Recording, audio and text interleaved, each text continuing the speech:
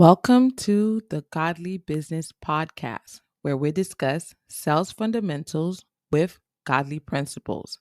I'm your host, Anne Jean Pierre. Today's episode is brought to you by Better Sales Women, where entrepreneurs learn to master the sales conversation and 3x their income.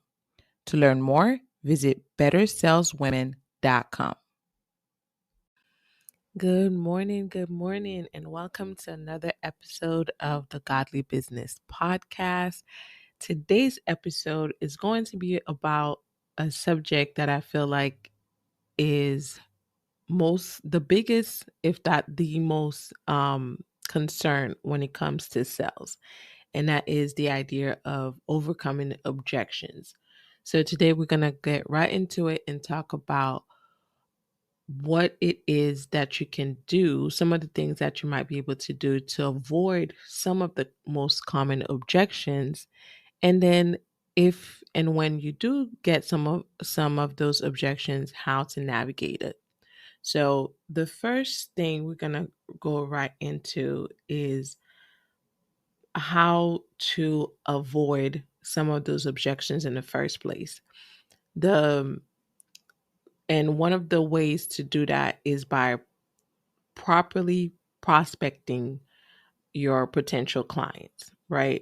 So the way you do that is, for example, one of the concerns that people have is around the objections of your price is too high, or I can't afford it, or I don't think I have that in my budget right now, right? So this is one of those objections that sometimes stump newer salespeople. And especially if you're in consulting or the service industry, this is something you can easily avoid by doing a couple things.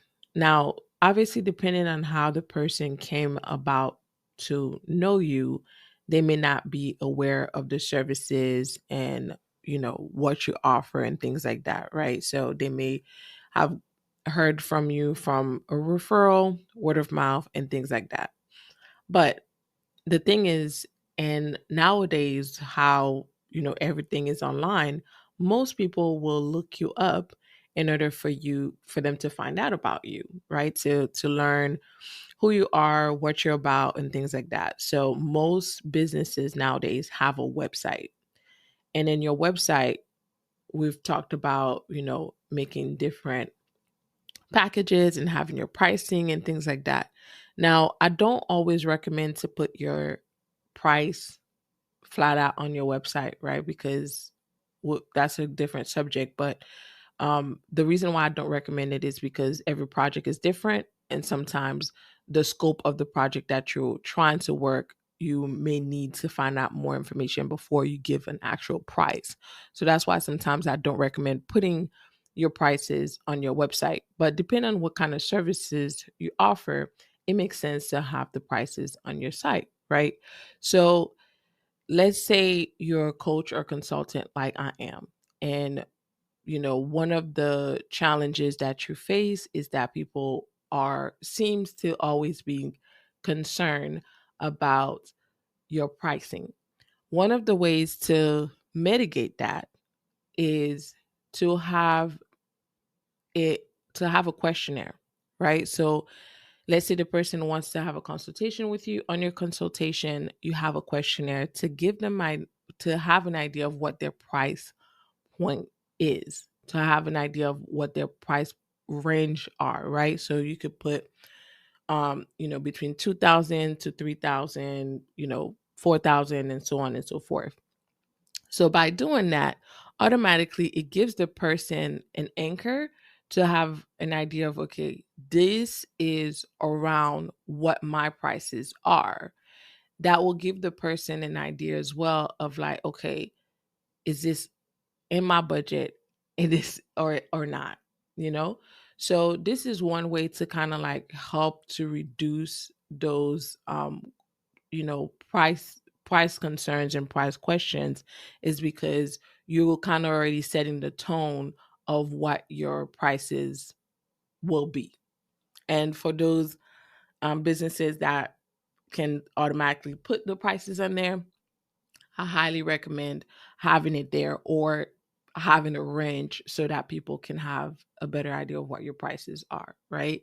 Um, and this is why you want to do proper prospecting and proper marketing as well, is to have an expectation of what your prices will be, but also most importantly, to clearly communicate what the value is of what you're offering, right? So the value need to show it way offsets what the price is, that it would be a no-brainer not to go with your program because the value that they will be getting out of it is going to be way, way, way much more than whatever price they're going to get, right? So, for example, let's say one of my packages is $5,000 a month, right? So let's say the package is 5,000 a month, and as your coach or consultant,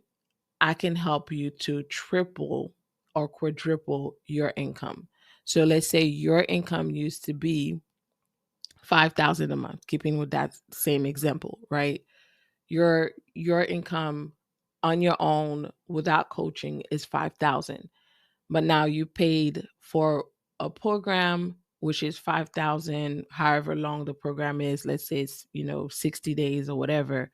You take the program, and after the program, now you're making $20,000 a month, right? Now, would you say it would be worth it to pay 5,000 in order for you to get $20,000 a month, right? I make a $5,000 investment and get $20,000, every single month going forward. It's a one-time $5,000 investment. So of course, looking at it from that perspective, it's a no-brainer. It makes sense to go ahead and sign up for that program. So that's what I mean by you want to make sure you show up and the value that you show is like, duh, where do I sign up, right? You want it to be that the value is like almost to where people are like, wait, that's it? That's all I have to do, and then, I'm good, you know? That type of sentiment, that type of confidence, that type of certainty is what you want to showcase when you are showing your value in your business. So therefore you reduce the likeliness of that person having to question, is it worth it? Is the money worth it? Right? So there's that. The other concern that some people have around the price is like I said, the certainty aspect of it. But when people ask you about pricing, we did another episode where I talked about the price conscious client and figuring out, whether or not you want to sign up with them or not. The reason why proper prospecting is also important is to avoid feeling like you're dragging the customer or prospect to make a decision, right? You definitely don't want that. And again, it's twofold. One is going to create a bad customer experience for them. And most likely in those cases, that's where you have those clients who are not satisfied with the service because they felt forced, right? So you definitely don't want that. And so one of the ways to do that, now I don't recommend this for everyone, but I do think it's a good option to have, is to have a some type of money back guarantee or 14-day trial, something along those lines. That also helps to reduce the anxiety or the pressure of like, okay, if I make this decision now, and I don't like it and I have buyer's remorse, now I'm stuck, right? So this is something that you can implement way ahead of time, make it clear way ahead of time, whether it's on your website, whether it's when you're having the consultation, before price is discussed as part of your um, sales presentation and all of that, to put the person at ease, to know that, okay, now I have an exit strategy if for some reason I don't, it's not what I bargained for, right? So that's one way. Those are two ways, rather, that you can reduce the likeliness of people bringing those things up. Now, of course, doesn't mean that it will not happen, even if you have those things in place. The questionnaire, the things have people, the anchor, and your, oh my gosh, what's the word I'm looking for? The the guarantee or warranty, or 14-day trial, however you want to put it, right? To have the person cancel, or whatever they need to do. That you still will have people that will be like, hey, I'm not sure if this is the right move for me, and in the sales conversation. So that is completely normal. But having those things ahead will help to reduce some of those concerns ahead of time. Now, the other um, aspect of properly prospecting is asking calibrated questions. The one of the other common objection that people are concerned about is the people who say, I have to think about it, right? And a lot of times, what I used to do is like, well, that makes sense. The person has to think about it. This is when I was new in sales, right? I'm like, well, that makes sense. The person has to think about it. Don't have to make a decision. Over the years, you find out this is also a way of someone not being confident in their decision, and therefore backing out. I have to think about it. I put it in the same category of, I don't have the funds right now. Those to me are looked at in the same way. It's some type of um, confidence that they don't have, or certainty that they don't have, or something that they are missing to make the decision today. And of course, your job as the salesperson is to figure out what that missing link is and plug it in order for you to make the sale happen today. Right? So what does that look like when someone asks you, I have to think about it? The first thing you have to do is acknowledge what they say, which we will talk about in a little bit as well. Is acknowledge what they say, but also dig deeper, right?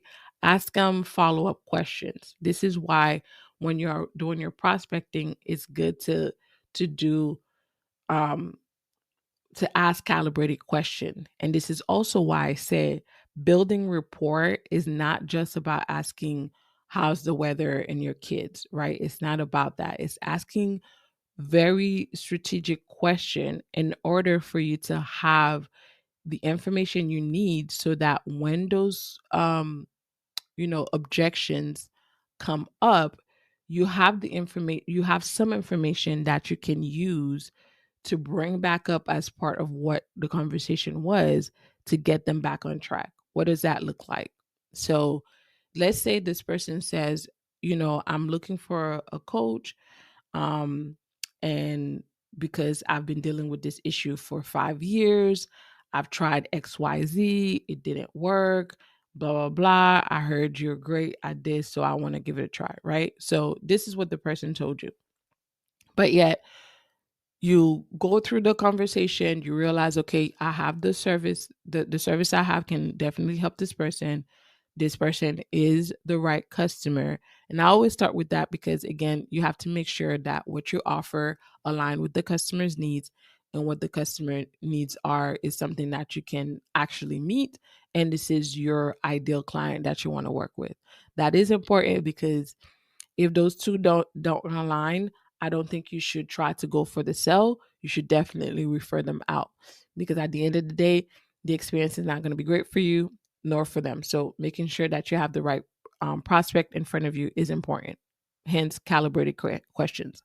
All right. So as part of the calibrated questions, you figure out, okay, this is all of that, right? And you now having the conversation, and then you make your offer, and the person's like, well, I have to think about it. Well, one of the ways to combat that is by asking them, it seems that you're hesitant in making a decision today. What is it that is your concern, right? So you get them to open up to see what it is that they have to think about in order for you to answer it. But you also, in your calibrated, in your building rapport, right? Because I said building rapport is not just to key, is to find out those key things. When you are building the rapport with this person, the person told you that they've been dealing with this issue for 5 years. So this is a point that you can bring back up. It's like, you've told me that you've been dealing with this for 5 years. Is it something that you want to deal with again for the next 5 years? Right? Whatever the issue is, right? Are you ready to make the difference in your life today, or do you want to wait another day and turn into another 5 years? Those are the conversations that when the person bring those up, you have to use what they told you to put it back in front of them and make them think like, okay, this is the reality that you're living with. I have the solution right in front of you. Are you willing to deal with this issue for another 5 year or get it resolved today? Right. So this is why I said building rapport and asking calibrated questions allow you to use what they say, what they told you in the conversation, what you discovered in the conversation, to bring the sale to a close, to help you overcome the objections that they have based on what they told you and what you have in the conversation. Pardon me. So this is why it's important to build rapport the correct way, and also ask those specific questions and those calibrated questions, so that when those things come up, you can overcome them, if that makes sense.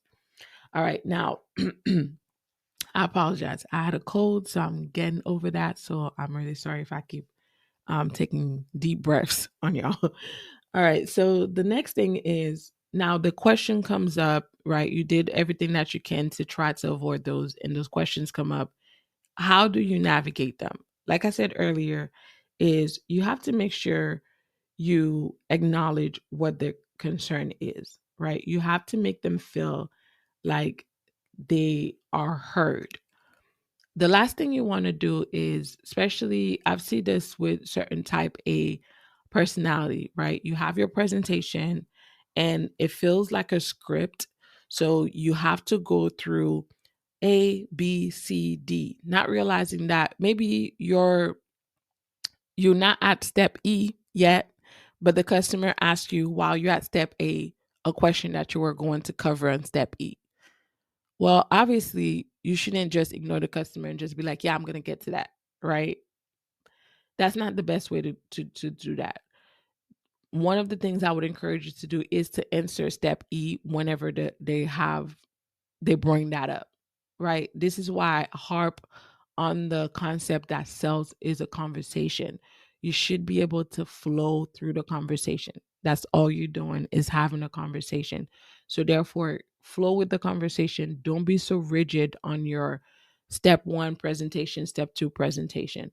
Know your product enough that it doesn't matter where they come at you at. Know your service enough. Know what the value is of your product or service so well that it doesn't phase you if your you know greatly aligned presentation doesn't come out exactly in the flow that you wanted it.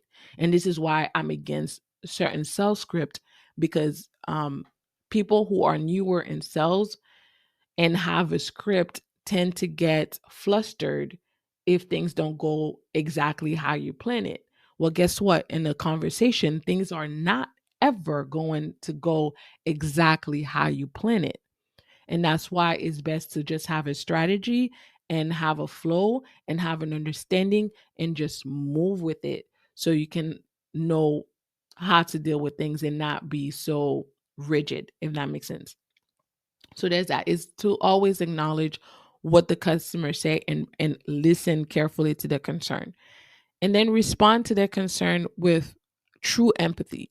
Not just be like, yeah, I understand what you're saying, but this is and that, and just go back to what you're doing. That doesn't make the person that you're speaking with feel heard, feel seen. They don't feel comfortable. So the best thing would be like, hey, I completely understand what you're saying, right? That you feel like this may be XYZ and your team may not respond very well to it. I get that, right? So you're acknowledging what they're saying and you're rephrasing some of what they're saying in order for you to show that you actually were listening to them. Then how do you then pivot to the next thing?